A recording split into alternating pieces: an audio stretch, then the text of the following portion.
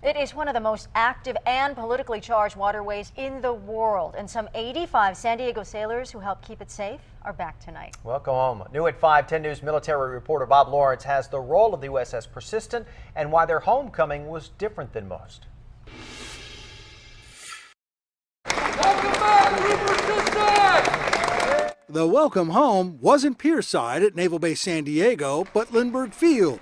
It's also how the crew of USS Persistent, one of 6 mine countermeasures ships that call San Diego home, left for deployment by air. This is our first crew swap that we've been able to do this year.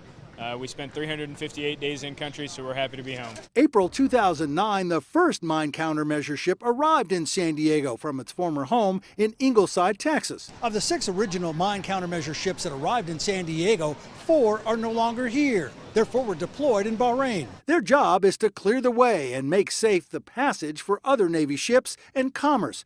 But when you're in the Gulf, basically you wake up and you see what's going to happen.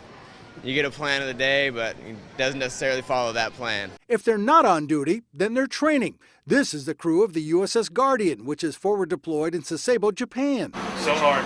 What we hold lines with. That's how we find them.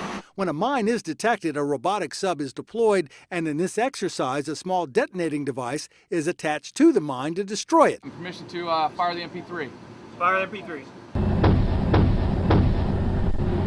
And that, of course, is the whole idea. The Gulf doesn't have as many mines as it once did, but there are plenty of other challenges. It's generally why ships are forward deployed. Much more logical to keep the ships where they are and rotate the crews, which are in constant demand. Our ships always do a crew swap.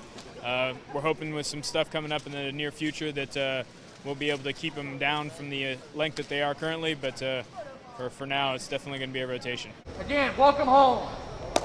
That, of course, 358 days away from home is now behind them.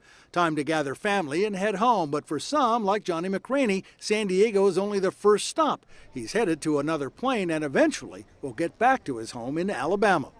Bob Lawrence, 10 News. The move of mine countermeasure ships to San Diego was part of the new defense strategy to shift focus to the Pacific.